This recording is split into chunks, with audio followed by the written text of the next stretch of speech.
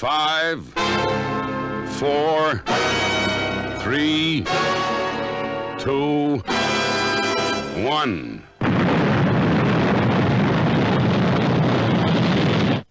Thunderbirds are go.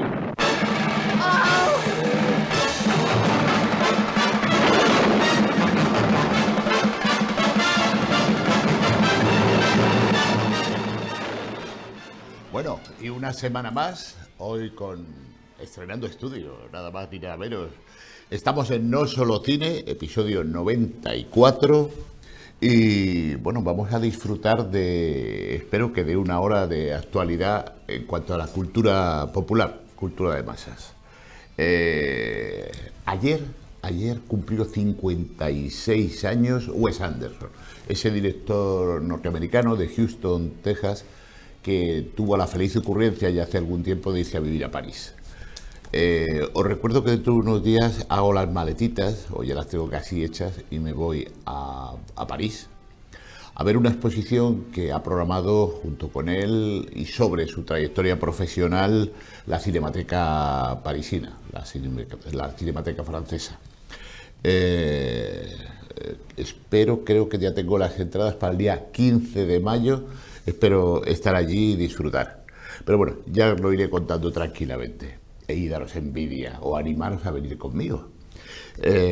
Hoy día 2 de mayo, cumple Dwayne Johnson. Cumple en este caso 53, es un poquito más joven. Dwayne Johnson, más conocido como La Roca, californiano de origen samoano canadiense, cumple años plagado de éxitos. Es un tipo, por lo que me han dicho, encantador, los que le han tratado en lo personal, y que bueno, milita en el cine de palomitas y lo hace generalmente con bastante éxito. Os voy a dar una serie de puntitos y luego iremos hablando de más cosas, pero el día 14 de mayo sale a la calle Los primeros casos de Mortadelo y Filemón. Son esas primeras historietas, desde la primera en 1958 hasta eso. Han hecho una recopilación de bastantes historietas, de las pequeñitas, las de una sola página en general, 1961. O sea, en ese periodo de 3 añitos, aproximadamente 3-4 añitos, que os recomiendo. Por eso lo digo, porque creo que es sin duda lo mejor de Ibáñez, ¿no? La edición está a cargo de Toni Giral y de Jordi Canissa, al que tendremos aquí dentro de muy poco tiempo. En Zaragoza se ha inaugurado ya una exposición sobre Totoro, ese personaje de Miyazaki que ya tiene casi tantos años como yo, no, pero tiene 30 y tantos años, y en este caso 35 artistas en la Casa de los Morlanes, allí en Zaragoza. Han inaugurado una exposición que estará hasta el 15 de junio para aquellos que decidan irse a Aragón y echar un vistazo. Pues seguro que se lo pasan muy bien. Robert De Niro va a recibir en la nueva edición del Festival de Cannes la Palma de Oro honorífica. Dick Van Dyke, que como aquí decimos de vez en cuando, ya tiene 99 años, el 13 de diciembre cumplirá 100 añazos. Ese Dick Van Dyke que queremos desde los tiempos de Mary Poppins, de Chitty Chitty Bang Bang, o de su propio show, del show de Dick Van Dyke, y muchísimas cosas más. Y que por lo que se le ve en las imágenes, es un tipo que todavía disfruta mucho de la vida y que parece que tiene su cabecita en regla. Y ahora, cuando Dani pueda, pues ya sabéis, vamos a disfrutar de la primera de nuestras invitadas. Pero entre tanto yo voy contando cosas. Dani, tú me cortas cuando quieras y entramos con nuestros invitados. ¿Te parece? Bueno, yo no lo sabía hasta hace poco, pero parece que el tema lleva ya algún tiempo. La empresa Lego, la empresa de construcción, ha emitido unos pasaportes que, al parecer, digo, por esto hay que investigar cuando entres en algunas tiendas Lego, ¿no? Han emitido unos pasaportes, te los van sellando cuando vayas de tienda en tienda, y bueno, es un divertimento de la cultura popular que a mí me apetece. Todavía no tengo ninguno, si no os lo estaría enseñando, pero bueno. Ryan Gosling va a ser se hizo público hace unos días, el nuevo protagonista de la nueva película de Star Wars. Él se ha decantado siempre como un gran fan, como tantos de nosotros, de la saga, y en este caso le va a corresponder ser prota. Os iré contando lo que vayamos sabiendo, ¿no? Hay una noticia mucho más cercana, y es que eso, en el Festival de Cannes, en la nueva edición, dos cortometrajistas españoles van a la sección de jóvenes talentos. Uno es de origen andorrano, que ha estudiado en la SCAC, en la Escuela de Cataluña, se llama Marc Camardón, y otro, Joercar Hanna, valenciano. Es todo un honor tener a estos dos cineastas, nada más ni nada menos que en el Festival de Cannes, ¿no? Nuestro Rafa Madoc, director gaditano, está ahora mismo inmerso en el rodaje de su nuevo largometraje. Aulas de Cine es el nombre provisional que tiene la película, supongo que será también el nombre definitivo, pero está inmerso, me mandaba imágenes hace unos días, inmerso en ese nuevo rodaje. Y entre que vamos conectando y no, os sigo contando novedades. Una muy chula. Diana Sagrista, que es una experta en sonido directo dentro de la cinematografía española, pero que es gaditana, es de Tarifa, acaba de ser galardonada con el premio Platino por la película Segundo Premio a la mejor dirección de sonido. Ella es una experta en sonido directo y ese trabajo, pues bueno, ha sido recompensado, ¿no? Y para los que caigan en los próximos días en Madrid, el Museo ABC, en la calle Maniel, siempre hablo mucho del Museo ABC porque me parece que hacen un trabajo espléndido, tiene una exposición de José Robledano, un hombre que falleció en 1974, digamos, y que compartió su trabajo con el propio grupo, con ABC, con Blanco y Negro, en una exposición que se titula Madrid en su tinta, y que podemos ver hasta el 31 de julio. Y me parece que ya tenemos por ahí, Dani, a la primera invitada, María Dolores Díaz Miranda. ¿A quién? Perdóname. Espera, es que... Emily Samper. Emily, muy buenas tardes. ¿Qué tal estás? Hola, muy Bueno, buenas. muchísimas gracias por estar con nosotros, que solo nos conocemos telefónicamente, ¿no, Emily? Emily Samper, Exacto. filólogo de lengua catalana por la Universidad Rovira i Virgili, máster en cómic y en educación por la Universitat de Valencia. Es un placer tenerte aquí porque, déjame que lo muestre, eres el autor de esta pequeña joya. El libro es pequeñito, con una portada preciosa, de la editorial Base, y según cayó en mis manos, me la compré en una buena librería del centro de Cádiz, en La Lectora, y me lo he devorado rápidamente. Emily, vamos a ver, ¿cómo se te ha ocurrido escribir los orígenes de la revista Spirou? Pues mira, súper contento, muy contento, la verdad, de cómo ha ido todo el proceso, de que tengas también en tus manos el ejemplar de este libro. Y bien, todo empieza a raíz de la colección. Este libro se publica, como bien dices, en la editorial Base, y tiene una colección que se llama Apuntes de cómic, que es una colección de monografías sobre cómic, de diversas temáticas.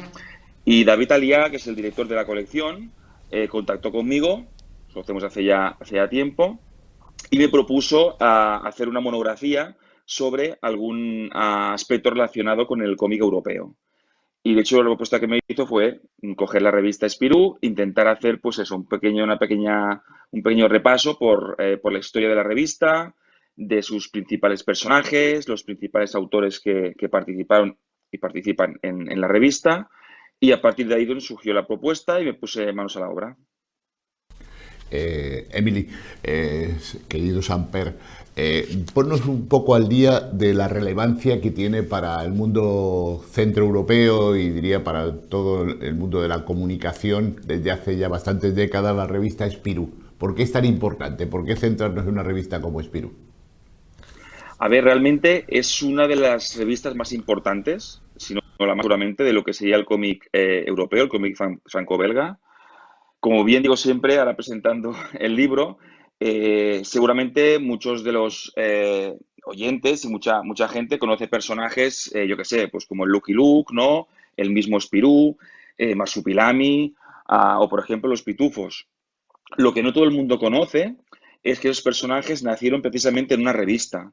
Claro, estamos hablando de otra época. La revista Spirú aparece en abril del 1938, evidentemente con otro contexto que es diferente del actual, y es una época en la cual se pueden comprar cómics en los kioscos, ¿no? No como ahora, que es un poco diferente.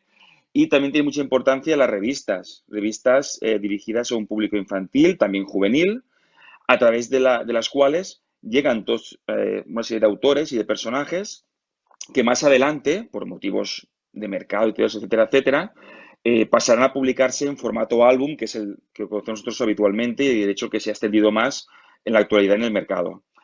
Pero en el formato revista, que es como se publica a Spirú, pues la importancia es esa, de poder presentar estos personajes, de que la gente iba, los niños, los lectores jóvenes, iban cada semana o cada mes a comprar la revista para poder seguir las aventuras de estos personajes. Juntamente también, por ejemplo, también es importante en el caso de Spirú, secciones, por ejemplo, dedicadas a noticias, otros aspectos también relevantes en relación al mundo de la historieta, con lo cual fue también en ese sentido una puerta abierta por parte también de los lectores a conocer este mundillo. Por tanto, en ese sentido la relevancia es muy importante, tanto por nombres que publicaron allí como también por este tipo de personajes que nacieron en sus páginas.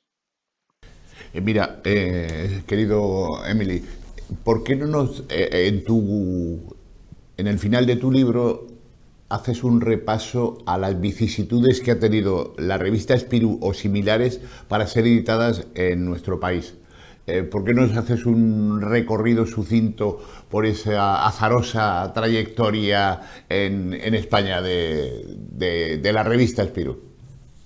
Sí, de hecho es muy interesante porque, y es una de las partes que he tenido también que rebuscar un poquito, ¿no? A través de diferentes fuentes, porque, claro, también la revista tiene una particularidad, de hecho, como cualquier publicación, que, claro, está pensada para el público franco-belga.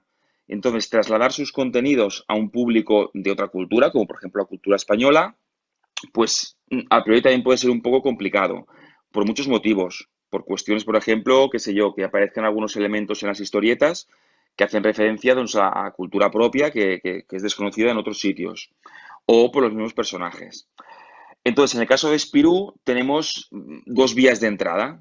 Una es, digamos, una especie de, sí, de experimentos, más experimentos de apuestas que se hicieron en su momento para intentar trasladar los contenidos, casi calcando, digamos, los contenidos de la revista original.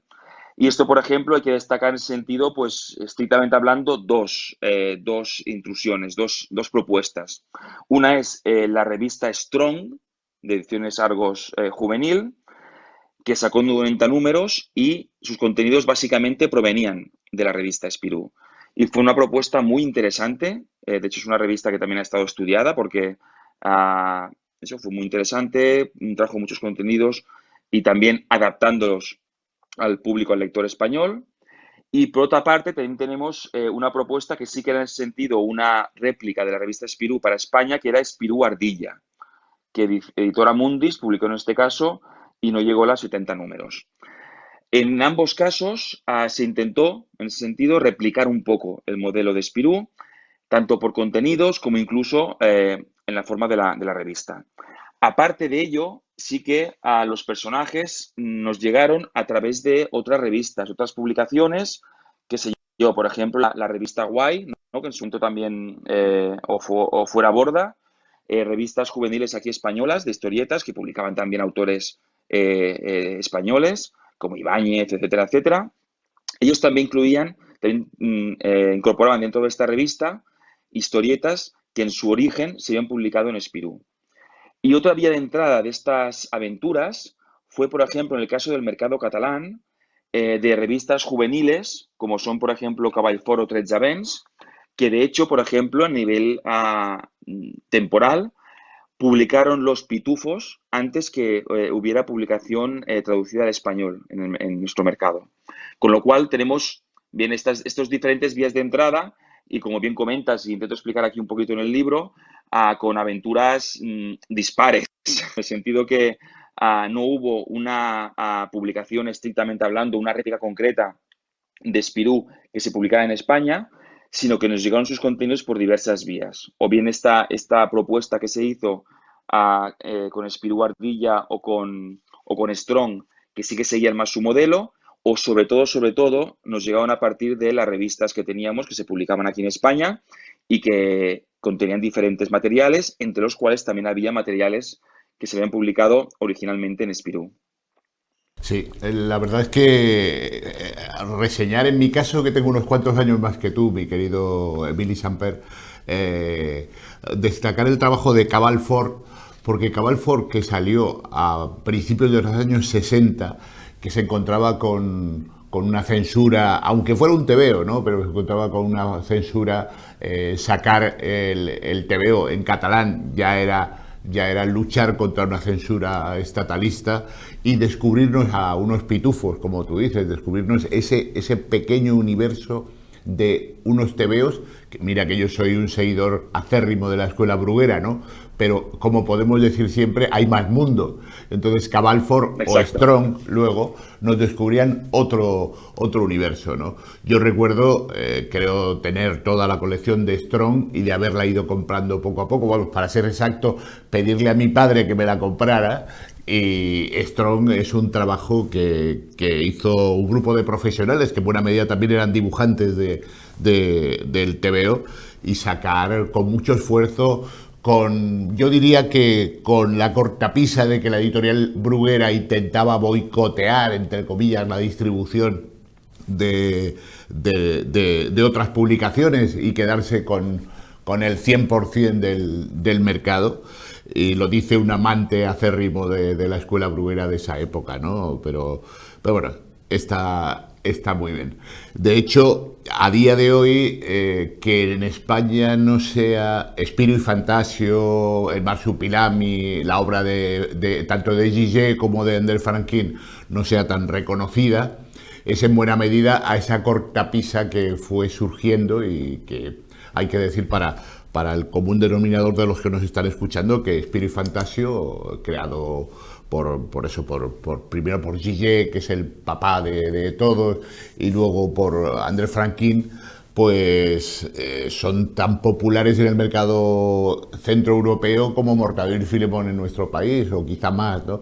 Que el Marsupilami, que se acaba de hacer un nuevo largometraje de imagen real, donde hay un animatronic hecho por un gaditano, que es Javier Coronilla, que le tendremos en el programa dentro de muy poco, digamos, y el animatronic es Marsupilami, y que no es la primera película que se hace del Marsupilami, pues son personajes en buena medida restringidos en nuestro país, ¿no? Restringidos, bueno, por el mercado, no son tan conocidos.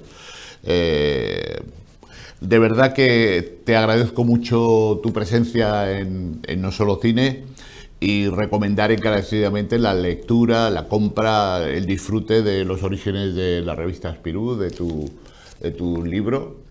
Y bueno, te animaré a que vuelvas a estar con nosotros y nos vayas contando, pues eso, en los nuevos proyectos en los que estás embarcado. Encantado, muchísimas gracias, encantado de poder estar aquí charlando contigo, y lo que quieras. Ha sido un placer. Un fuerte abrazo, Emili Samper. Bueno, y ahora, Dani, tú me contarás en qué nos metemos. ¿A quién tenemos por ahí? Y entre tanto, yo os cuento cositas que tengo por aquí. Ay, bueno, vamos a ver. Hay un problemilla. La mayoría de los que seguís el programa ya desde hace un tiempo sabéis, no solo por el programa, ¿no? El dibujante El Roto se le encuentra de manera habitual en las páginas del diario El País, que es también, con otras personalidades, un excelente pintor como Andrés Rábago, y que durante los tiempos de Hermano Lobo y durante mucho tiempo firmó como OPS Ops. Es un grandísimo creador de un humor muy cáustico, ha creado escuela, evidentemente, ¿no? Pues tenemos una noticia que nos llena de estupor, y es que la Real Academia de Bellas Artes de San Fernando ha rechazado la candidatura como miembro, como académico, de Andrés Rábago, del Roto, ¿no? Las razones las desconozco y espero que de alguna manera todo lleve a buen término, pero si alguien merece, mucha gente, unos cuantos evidentemente merecen estar en la Real Academia de Bellas Artes de San Fernando, en Madrid, no hablo de San Fernando Cádiz, sino de San Fernando en Madrid, una Real Academia con mucho prestigio, pues es el Roto. Creo, por lo que me dice Dani, que tenemos a María Dolores Díaz Miranda. Muy buenas tardes. Mírala. Muy buenas tardes. Muy buenas tardes. Oye, permíteme que te presente. Bueno, ya por tu atuendo, eso, eres monja católica asturiana, que eso el atuendo no lo da, pero que tú lo reivindicas mucho. Y te conocí hace tiempo, tenemos una creo que amistad muy sincera y muy llamativa, digamos, porque te conocí en Sarriá, en Barcelona, y yo diría que como en este caso tú me corregirás y te ruego que me corrijas, como monja católica tienes dos amores que yo sepa. Una evidentemente es Dios, y otra es el papel. Digamos, no sé en qué ámbito, quiero decir que si son compatibles, me temo que sí, porque te conozco, es una mujer que vive con libertad su creencia y eres una restauradora de documentos, de papeles. Yo si algo soy, y ya me declaro siempre así, es que soy un hombre Gutenberg, un hombre que ama el papel, digamos, que todo lo que esté relacionado con la construcción del propio papel y con esa traslación del papel a algo que nos cuenta, que narra. El papel en sí mismo, aún en blanco, ya cuenta muchas cosas, ¿no? Pero tú estás en ese universo. ¿Desde hace cuánto tiempo estás restaurando documentos? A ver, yo te voy a decir, mi amor es Jesucristo, no. Incluso cuando te hablo de Jesucristo, claro, me dices, eres monja católica, ¿no? Lógicamente, entonces es Jesucristo nuestro centro. Pero, a ver, yo entiendo la religión como no tanto como una posesión de ideas, de ideologías, sino como una experiencia con la dimensión trascendente, que es común a todos. Yo muchas cosas, ¿no?, que llamo Dios, otros lo llaman paz, lo llaman fraternidad, lo llaman solidaridad, y hay puntos de confluencia.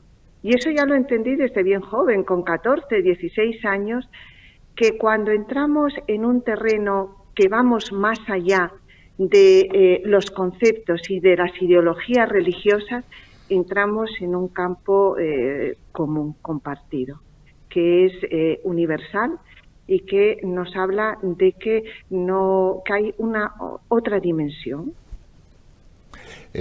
María Dolores, que no sabemos nombrar, sí. Te conocí porque, déjame que lo cuente a la audiencia, pero hace algunos años vi un vídeo tuyo, creo que te hacían un reportaje de alguna televisión, donde eso te dedicabas concienzudamente a esa restauración de documentos, a la propia restauración del papel, que la mayoría de veces te lo encuentras deteriorado y el documento es ilegible, y pensé, ella va a ser una invitada al Viajero Alado. El Viajero Alado es una galería de arte contemporáneo que tengo el placer de dirigir y donde periódicamente damos cursos de fabricación de papel desde la pulpa de las plantas, impartidos por Juan Barbé.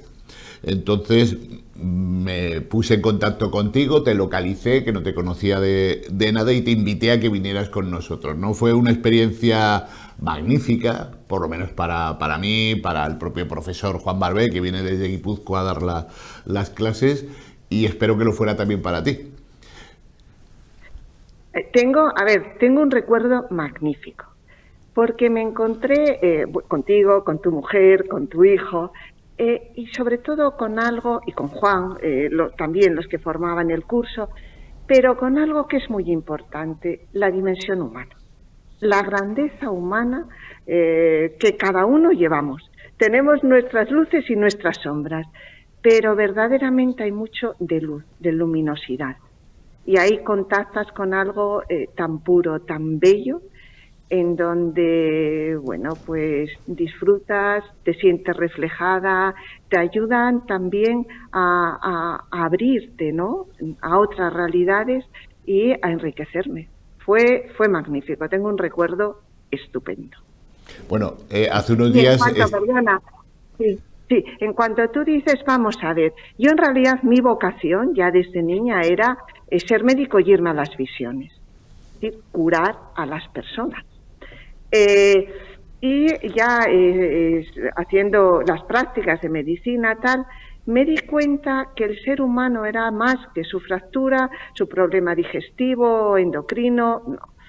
Y sentí que mi opción debía de ser más amplia, ¿no?, que simplemente dedicarme como médico a lo que es la sanación, ¿no?, siguiendo los principios de la medicina. Y ahí es cuando empiezo a sentir una llamada por una dimensión más universal, más contemplativa. Entro en un monasterio en donde se pone el acento, ¿no?, en la dimensión orante, contemplativa, y es cuando el trabajo que ponen en mis manos son la restauración de papeles. Y resultó magnífico porque el proceso de restauración de un papel es muy similar al proceso que se sigue en el tratamiento de un libro. Tienes un paciente que es el libro, ¿no?, el documento que viene con las heridas que le ha producido la historia, la vida, ¿no? Igual que nosotros en nuestro cuerpo llevamos las heridas de la vida, el documento también la lleva. Y ahí hay que intervenir y los principios es diagnóstico, se hace un estudio de cuáles son las etiologías que lo ha alterado, etcétera, y propuestas e intervención. María Dolores, yo te convoqué hoy aquí, bueno, evidentemente el fallecimiento del Papa Francisco hace unos días ha conmovido a todo el mundo, ¿no?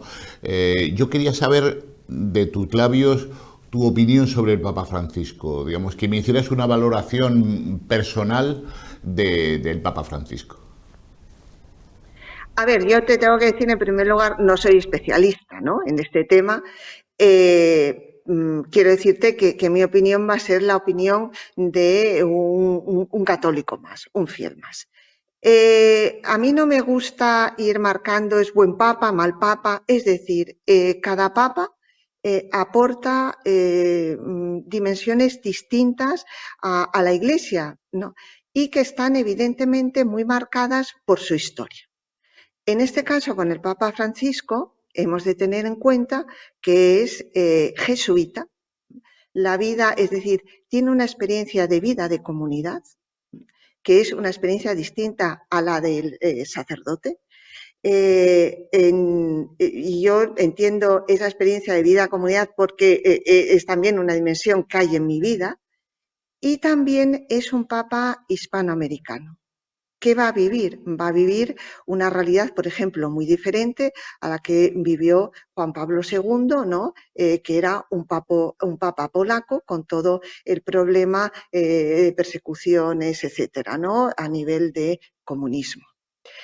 El Papa Francisco está muy marcado por una dimensión que es la opción preferencial por los pobres. Eso lo vive en su propia carne, tanto desde su infancia familiarmente, como después va a ser como jesuita y como obispo.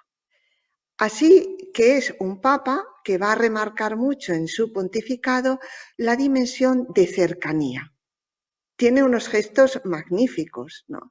Es un papa que, por ejemplo, renuncia muy pronto, ¿no?, a ir a las dependencias pontificias, ¿no?, y se queda en Santa Marta. Santa Marta es un edificio donde se están alojando todos los cardenales para que van a participar en el cónclave. Y él, una vez, cuentan, ¿no? Una vez elegido papa, sale de las estancias pontificias en donde han tenido el cónclave y tal, y vuelve, pasa la noche en la residencia de Santa Marta, me parece que en la habitación en la que había dormido, que era la 202. Bueno, acondiciona esas dependencias, tiene una habitación un poco más grande, con un despacho, y lo cual no quiere decir que no va a renunciar a todas las instalaciones pontificias cuando tiene audiencias, etcétera. Él vive en Santa Marta, incluso llega a participar, ¿no? De los, que yo recuerde, miércoles y domingos, come con los trabajadores pues, vaticanos, ¿no? Los que se dedican a la cocina, etcétera. Gestos como estos, gestos como los que dejan la limusina y acaba, lo vemos en un coche bastante sencillo. Otra cosa es el papamóvil, que tiene que tener pues unas garantías de seguridad por caso de atentados, etcétera. Cuentan cómo va a comprar unos discos, es decir, gestos muy, muy, muy cercanos. Y es muy significativo de que su primer viaje papal es a Lampedusa. Es decir, en el 2013 va a las islas estas italianas donde se están acogiendo refugiados, migrantes. 3 años después, él va a Lesbo, a los grandes campos de refugiados, y no solamente hace una visita, sino que va a traer 3 familias de refugiados a las dependencias del Vaticano y va a promover a que las parroquias e instituciones católicas italianas también secunden este gesto, cogiendo temporalmente refugiados y no solo acogiéndolos, sino también ayudándolos a un proceso de integración en la sociedad. Entonces, en estas líneas cambia, es decir, es algo novedoso. No sé si tú quieres interrumpirme en algo para que esto no sea un monólogo. Yo, como no tenemos mucho tiempo, claro que es novedoso, pero también desde mi agnosticismo, digamos, pero me parece que lo que acabas de contar se parece mucho a, yo que también me eduqué en los jesuitas, a lo que hacía el propio Jesucristo, ¿no? Lo que acabas de describir es muy parecido a lo que hacía Jesucristo cuando se encontraba con gente con problemas, ¿no? Sí, sí. Diríamos, a ver, cuando alguien dice, yo no considero que sea pues un papa revolucionario. En cuanto a papa revolucionario, como puede ser Juan XXIII con un concilio Vaticano II. Él, el propio Papa Francisco dice que él en realidad lo que hace es abrir procesos en la Iglesia. Y dice, bueno, yo en realidad lo que estoy haciendo es decir, siguiendo las propias líneas que las congregaciones generales, es decir, una cosa que está sucediendo ahora para la elección del nuevo Papa, que ya estableció Benedicto XIV, ahora el anterior Papa, ¿no? Esto fue la creación de estas congregaciones generales en las que los obispos, ¿qué van a hacer? Van a ver la situación del mundo, cómo se debe de situar la Iglesia y perfilan los rasgos que debería de tener el nuevo Papa. Entonces ahí han marcado líneas importantes como pues en los que él ha trabajado es en la propia organización interna de la Iglesia, que ha habido esto que entendemos por aligerar la curia, ¿no? El Papa Francisco en este sentido pues ha trabajado mucho, ¿no? Y ha sido capaz en temas como puede ser la pederastia. Esto hay que reconocer, no todo está resuelto, Eso es un tema, ha sido y es un tema sangrante en la Iglesia. Yo, como miembro de la Iglesia, me siento avergonzada, ¿no?, de esta situación, pero pues él ha actuando, creando organismos que puedan clarificar estas situaciones, también a nivel de actualización del derecho canónico para tipificar, ¿no?, estos tipos de abusos y corregirlos. Es decir, no basta, y él lo dice, ¿no? En estos casos no basta la caridad, sino también hay que corregirlos con penas. Y sabemos que ha actuado, contra, no solo en casos de sacerdotes, sino en casos de obispos, de cardenales. Probablemente, es decir, no ha llegado hasta donde muchos quisieran llegar, pero ha abierto camino en ese sentido. El camino está abierto, sin duda. Está abierto. María Dolores, estaremos de nuevo contigo. Nos empuja el horario. Muchísimas gracias por estar contigo y por atendernos a esta llamada. Y volveremos a hablar porque quiero hablar contigo de otros temas que atañen a la Iglesia Católica y al papel. O sea que te volveré a llamar otro día y nos centramos más en otros temas que se nos quedan ahí en el aire. Muchísimas gracias. De acuerdo. Un abrazo muy grande. Ahora vamos a entrar, que creo que le tenemos ahí, a hablar con Francisco Glicerio Conde. Paco, me permito llamarle Paco porque somos muy buenos amigos desde hace mucho tiempo. Paco Glicerio, ¿estás con nosotros? Mírale, perdóname por la espera, pero estamos inaugurando estudios, esto de las videollamadas todavía estamos ahí en pañales. Lo digo por mí, que Dani es un experto en mi técnico.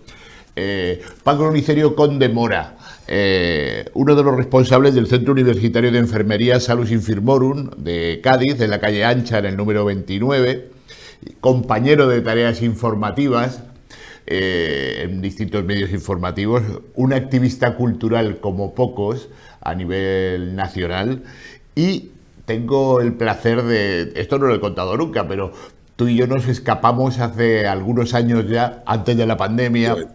Gracias a ti, a tu ofrecimiento, nos desplazamos a Roma, nos alojamos en un convento de monjitas que nos atendieron gracias a tus gestiones maravillosamente, y me diste a conocer la Roma católica y principalmente el Vaticano por dentro, como creo que muchos obispos y muchos cardenales no se conocerán el Vaticano, y todo eso gracias a ti, porque tú, si no me equivoco, estuviste trabajando en las entrañas del Vaticano durante un tiempo, ¿verdad?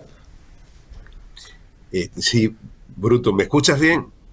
Sí, te oigo.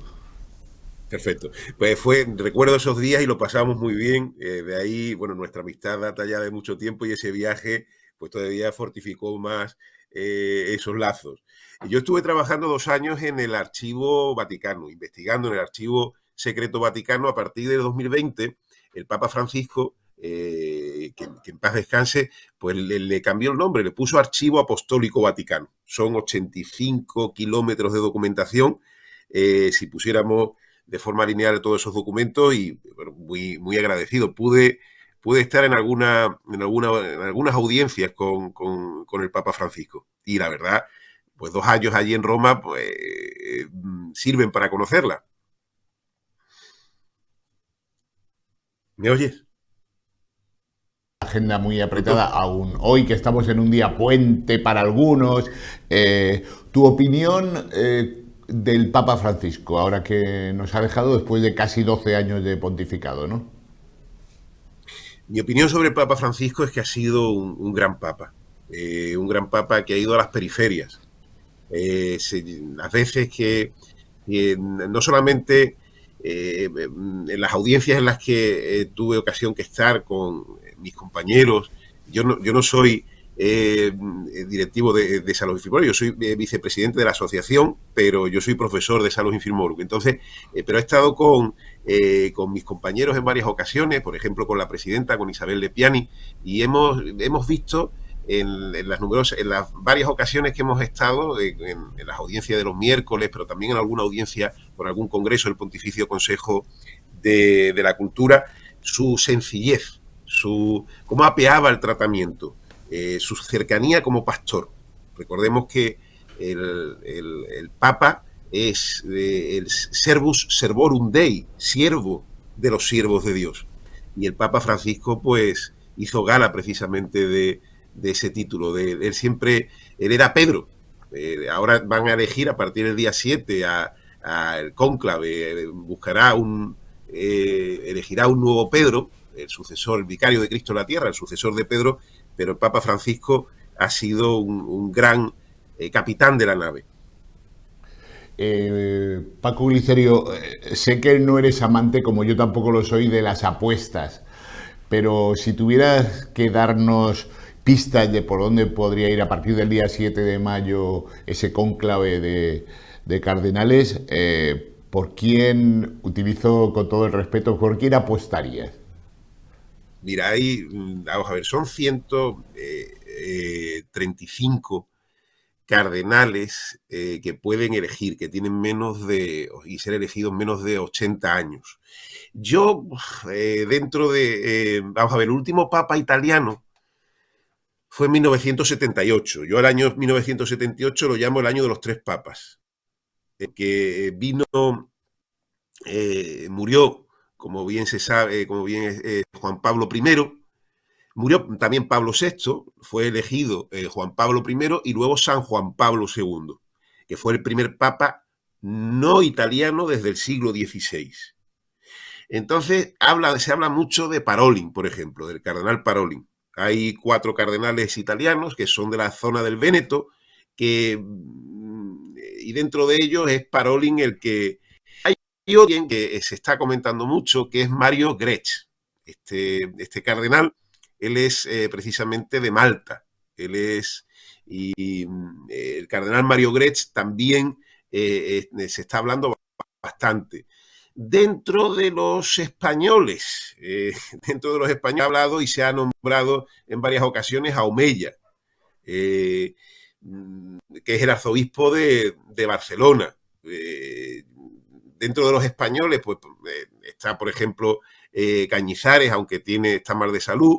Luego está el cardenal José Cobo, que es el arzobispo de Madrid, Tenemos también a Ángel Fernández Artime, a Omeya, como os he comentado, y al cardenal Osoro, Omeya y Osoro tienen 79 años. Y el cardenal José Cobo, que es de Jaén, que es el arzobispo de 59 años. También se habla dentro del filipino de Tagle, y también dentro del continente africano he escuchado a Sara y otros tantos. Siempre se dice que el que entra como papa en el cónclave sale cardenal. Así que la acción del Espíritu Santo también, si uno es creyente, tiene que creer en eso. Bueno, Paco Glicerio, te agradezco tu intervención con nosotros. Evidentemente, después del cónclave volveremos a estar contigo, porque esas apuestas, entre comillas, que acabas de formular, bueno, espero que den sus frutos, ¿no? Tú tienes buen ojo para esas cosas.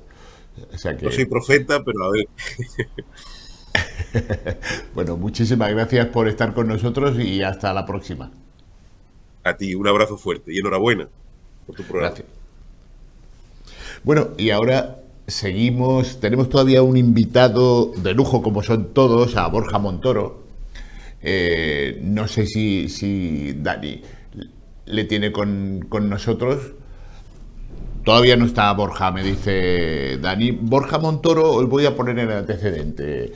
Borja Montoro es alguien a que conozco, no personalmente, pero sí que profesionalmente es alguien que, si damos un repaso a Romper Ralph, vamos a ver, es un dibujante de cine de animación, un creador de personajes.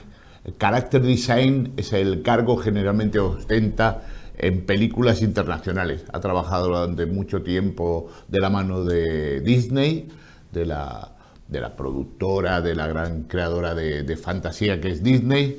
Y por reseñaros algunos de sus últimos trabajos, Romper Ralph, que es un trabajo que nos sobrecogió a todos, imaginaros esa creación de personajes, Zootrópolis, que es una película preciosa, no suficientemente ponderada, pero que merece la pena echar un vistazo, o la ya como película, en mi opinión más discutible, es esta película de imagen real, donde tiene también animación, como fue la primera, que es El regreso de Mary Poppins, donde él también está ahí.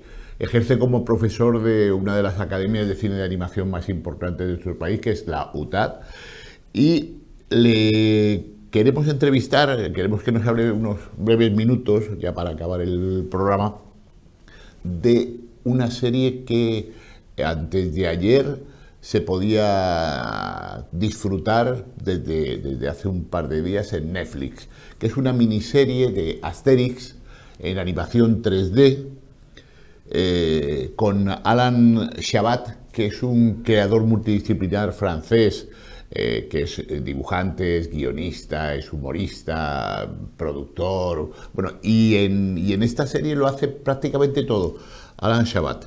En este caso con el título de Asterix y el combate de los jefes, que es un TVO que se creó allá por 1964, primero salió en la revista Pilote, una revista de cómic francés, pues eso, tan importante como la Spirou, de lo que estábamos hablando antes, y que en el 1966 se publicó el álbum que nosotros conocemos aquí editado como El combate de los jefes. El guión no corresponde directamente al TVO, como ya ha pasado en otras aventuras, en los largometrajes que hemos visto, sino que muchas veces se coge de aquí y de allá para componer una historia que no corresponde al guión de Goscinny íntegramente. Pero me ha sorprendido tanto esta miniserie, me parece que tiene un trabajo en 3D espectacular, un trabajo de planificación, de guión, de storyboard, guiños a los seguidores habituales del mundo el universo de Asterix, de Uderzo como dibujante, de Goscinny como guionista. Hay colaboraciones peculiares para la gente que no le gustan los TVOs, como una de Tarino Liberatore, que es un dibujante italiano que creó Ranxerox allá por los años 80. Y me dice Dani que ya tenemos a Borja. Borja Montoro, bienvenido a No Solo Cine. Bueno, hola Mario, buenos días, muchas gracias. No eres granaíno, pero sé que estás escapando del bullicio madrileño y que hoy estás en Granada. ¿No es así, Borja? Yo no lo soy, mi mujer sí, mi padre también, mi hija mayor también, de manera que estoy rodeado por todas partes. Estás vinculadísimo a Granada y por eso cada vez que puedes escaparte de la gran urbe que es Madrid, a Granada, ¿no? Venimos muchos, sí. Bueno, mira, no te quiero robar mucho tiempo, pero sí el suficiente porque hoy hace 3 días que podíamos ver en Netflix un trabajo donde tienes una parte fundamental y es la creación de personajes, el character design de la miniserie de Asterix en el combate de los jefes. Descríbenos un poco para el gran público qué hace alguien como tú en una serie como esta.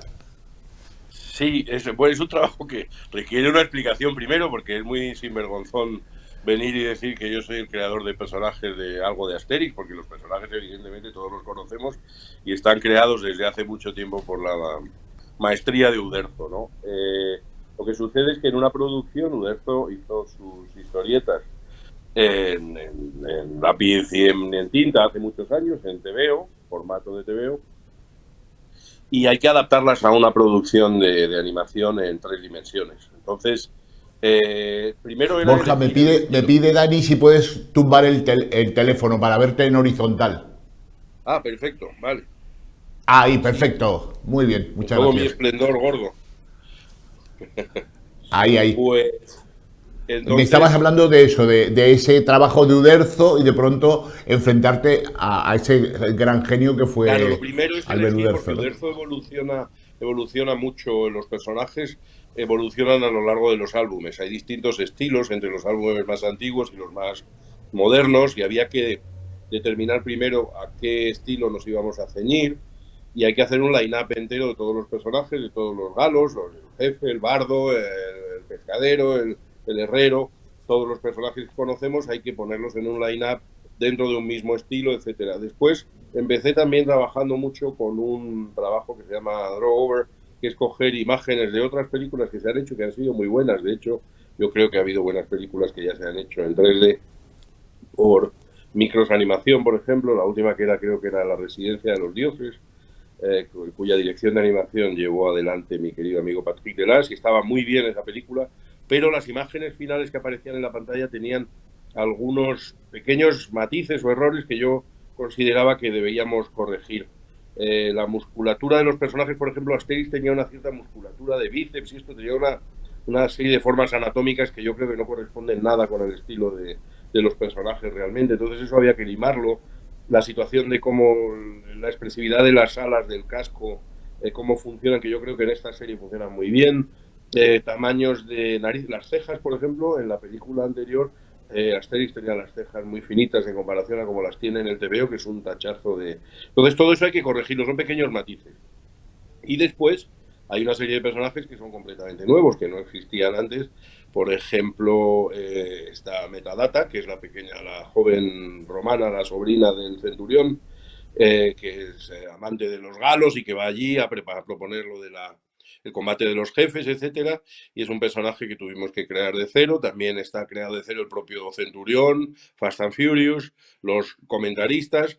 Un personaje que me gustó mucho trabajar y que también creamos de cero fue porque en el álbum original del combate de los jefes ese papel lo lleva un pequeño druida, que es el druida psicólogo que vive en el bosque, que es el que cura las manías de otros galos, de sentirse jabalí, ese tipo de cosas, y está representado por otro druida, que es otro pequeño, como todos los druidas que dibujaba Uderzo, son todos con su capilla y su barba larga, etcétera, blanca, tal. Y en esta ocasión Alain Chabat, que es el director junto con Benoît Huillon, que son un par de genios trabajando el guión, querían algo distinto y más original y entonces propusimos hacer a Potica, se llama en francés, creo que aquí se llama, ayer estuve viéndola en español, Farmacián o algo así. Y, creo que el personaje, entonces fuimos a un personaje que es completamente distinto, es un personaje gótico, es un personaje que nos basamos de alguna manera, una pequeña idea, nos basamos en Rosy de Palma, de hecho, si se ve, la psicólogo, está basado más en el personaje de Rosy de Palma. Es un personaje extraño con un acting muy particular, esa manera de hablar, etcétera, y estamos muy contentos. Entonces, en general, todo el trabajo que se hizo con eso fue eso. También se trabajó mucho toda la parte de la infancia, que no estaba hecha, y tuvimos un equipo que colaboró y que trabajó muy bien a lo largo de toda la película, de manera que estamos realmente muy contentos con el resultado.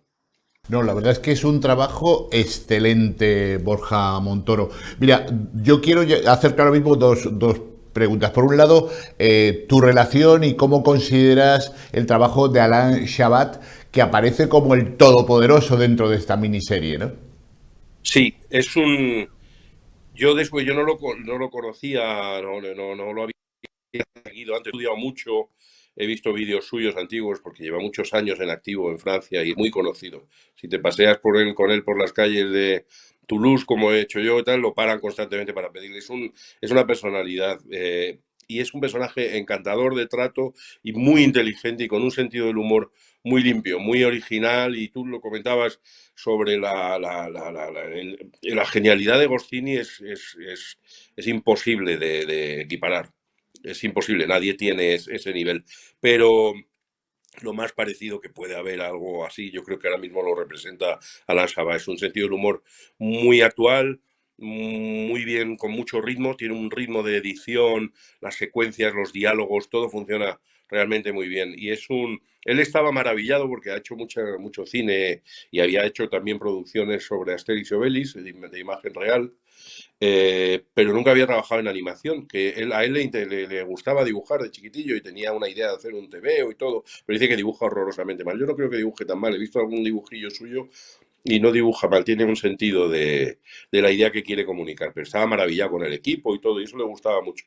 Le ha sorprendido un poco el proceso de producción, que es más lento que en un proceso de imagen real, y probablemente para el ritmo al que él está acostumbrado a trabajar, le impacientaba un poco al principio, pero le ha gustado mucho y ha estado maravillado con el resultado. Estaba boquiabierto en todos los procesos de producción, muy interesado en cómo hacíamos todo, las reuniones, cuando presentábamos personajes, nos hemos reído mucho y es un genio de esto. Él pone la voz de Asterix en francés.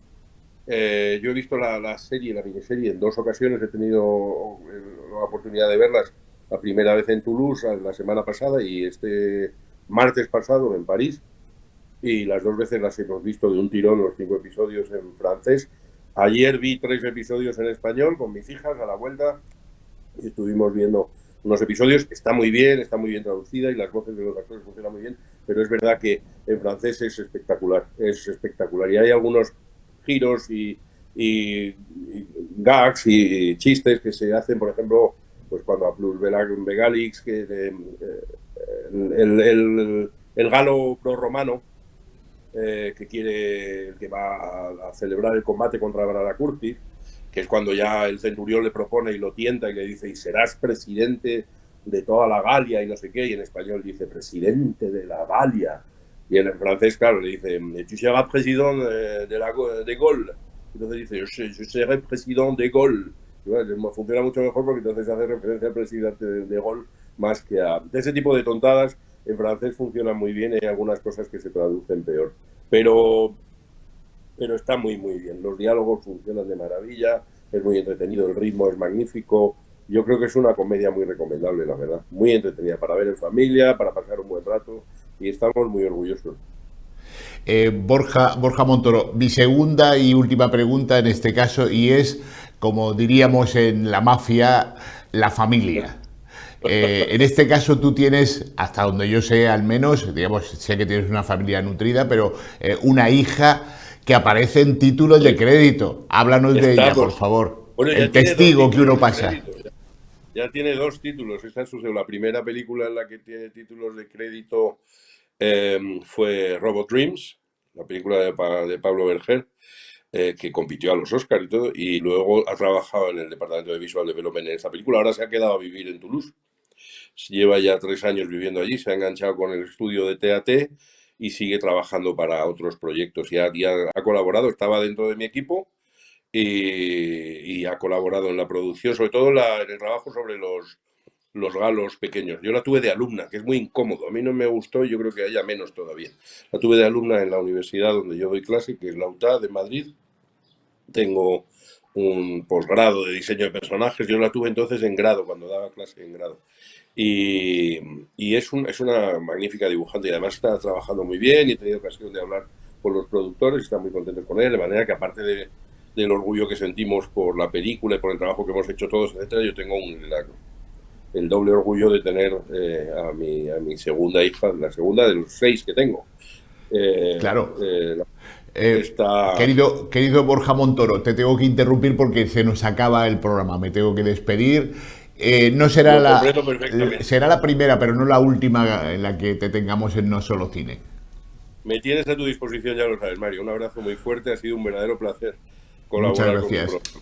Y ahora despedirme de esta nueva etapa de No Solo Cine, en este primer espacio, que estamos en el 94 de No Solo Cine, pero bueno, nuevo plató, nueva cabecera, y bueno, y todo jugando con las videollamadas, con el pinganillo aquí fuera. Nos despedimos hasta la semana que viene. Hasta luego.